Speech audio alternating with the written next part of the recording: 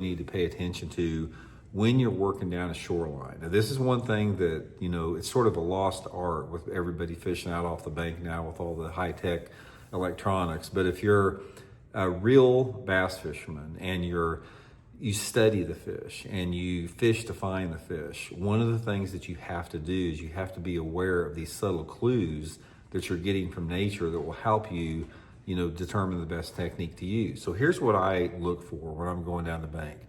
Number one is I'm looking for any visible activity. Now, this visible activity, it depends on the time of the year, but anytime the water temperature is over, say 50 degrees, there's going to be signs that the fish give you or the creatures give you to know how good an area is. One of the first things you always want to look for, guys, is perch.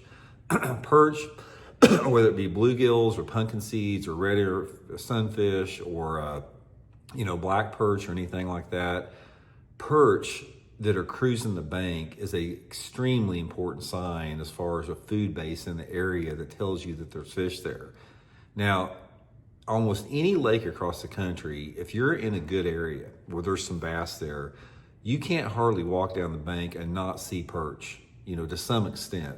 If it's not perch, it's going to be minnows, some type of shore minnow or just, some type of chub or something like that. You're going to see some type of activity there.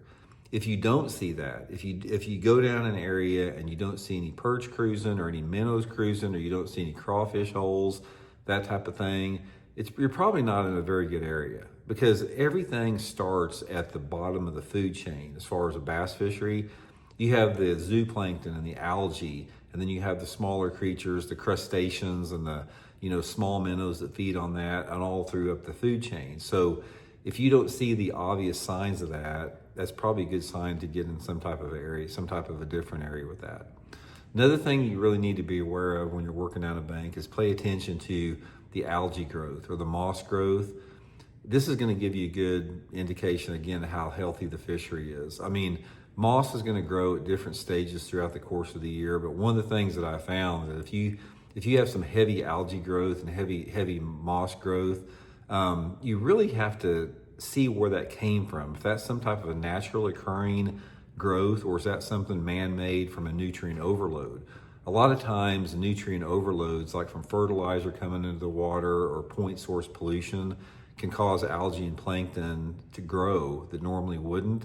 So it's really important to identify that, because if you're in an area that has a big nutrient overload in it, that's not a good sign as far as the fish, for it being a good fishing area.